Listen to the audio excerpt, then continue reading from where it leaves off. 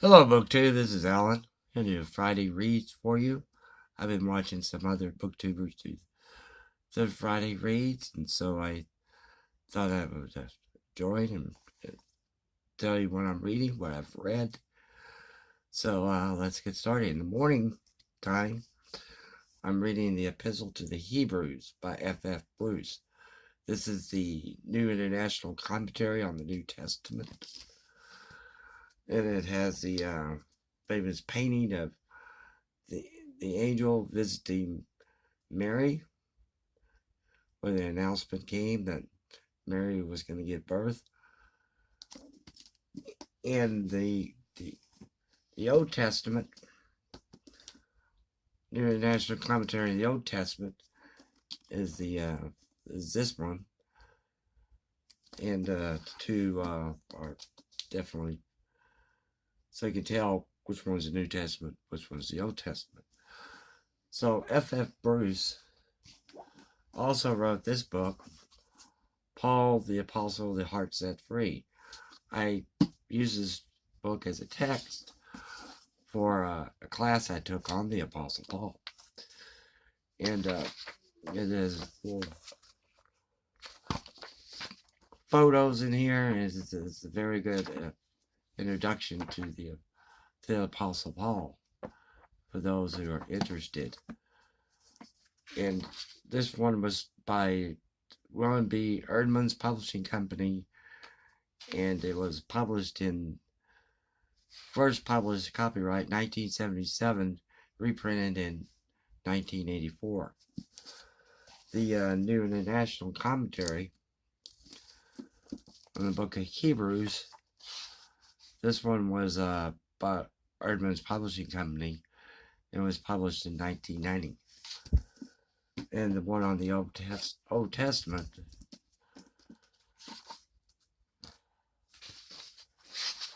was published in 1979. So that's the one I'm reading in the morning devotionals. I have two other books here. I'm reading Into Wright, The Day the Revolution Began, the Rediscovering the Meaning of Jesus' Crucifixion, and The Art of the Biblical Narrative by Robert Alter. This is by Basic Books, and this one came out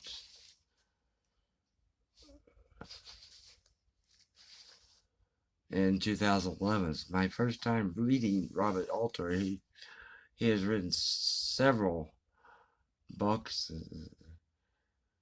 I can just see here, and one of his books is just got a review in the Wall Street Journal, and I believe it's on the Hebrew Bible. I'm not sure. Yesterday, I went by Deep Vellum Publishing Company, which is an independent publishing company here in Dallas, where I live, and the bookstore. They have a small bookstore, and I picked up this book, Seven Samurai Swept Away in a River. This by Jung Moon. It's translated from the Korean, translated from the Korean by Jung. And this is a good book. It's very small. It's only 165 pages long, but it's a creative nonfiction that is quirky and rambling as it jettisons pretenses and brings in some whimsically remarks, and it's an observation. It's the author's observation, Young Moon's observation of what it is to live in Texas, and he has a rambling, a conscious thought as he goes on, talks about different things. That Texas is well known for, like not putting chili in beans.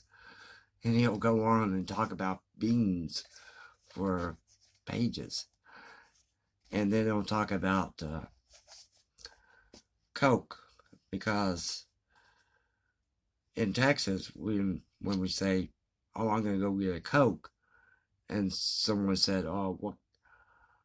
So someone was say, "Oh, can you get me one?" And then the response is, "Oh, what kind of Coke do you want?" And they'll say Dr. Pepper. So we call everything Coke here in Texas, and it's just the way of life. But Seven Samurai Swept Away in the River, he also has a part in this book where he talks about Jack Ruby, the one who shot Oswald. And he doesn't go on to why Jack Ruby shot Oswald, or the psychoanalysis of it. He goes on and talks about why Jack Ruby left his dogs in the car. So it's a hilarious book. It's very funny. The another book I read is, I don't have it with me, is Ken Follett's The Man from St. Petersburg. And I haven't read Ken Follett in a long time. I read one of his novels, which is The Eye of the Needle, which I thought very good writing, very good character building, and they had a good storyline. And that was 20 years ago. So The Man from St. Petersburg, I picked up and bought it at a thrift store and thought, oh, I'll give Ken Follett a try. And it was a very, very good novel. A very good story. It had strong characters. Strong characters in it. Strong female characters as well. And it's strong, and it built up tension in the story. And there's a young Winston Churchill in the story. And and what I did was I loaned it to someone.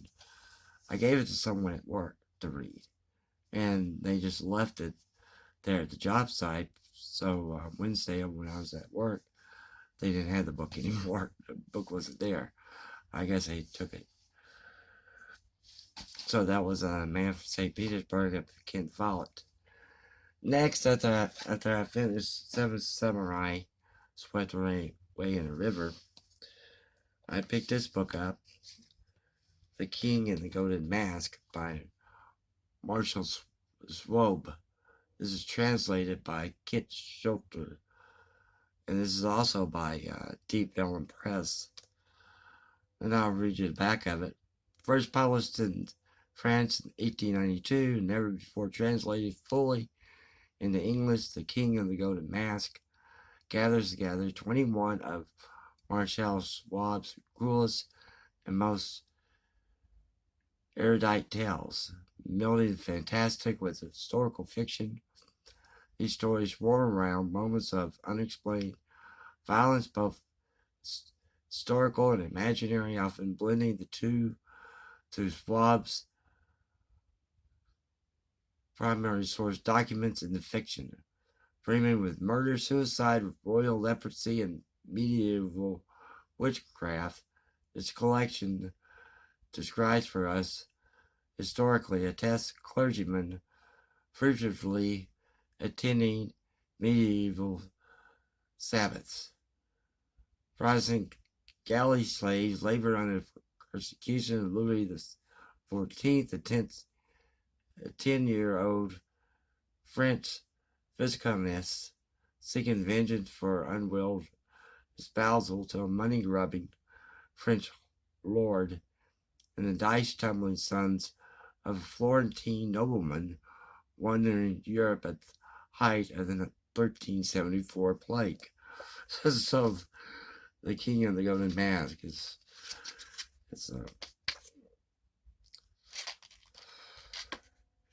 a very short novel. It's only about 183 pages.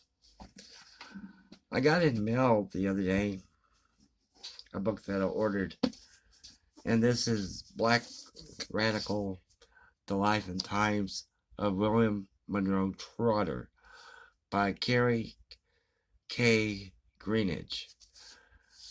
And this comes out in 2020. And so this is the first edition. I'll read you the inside. William Monroe Trotter's 1872 to 1934, though still virtually unknown to the wider public, was an unlikely American hero. With the stylistic verve of the newspaperman and the unwavering fearlessness of an emancipator, he galvanized generations of black citizens to wield their full political power despite the violent racism of early 20th century America. He was an intellectually gifted son of a black Civil War lieutenant, graduated Phi Beta Kappa from Harvard in 1895, and a year before Supreme Court upheld separate but equal.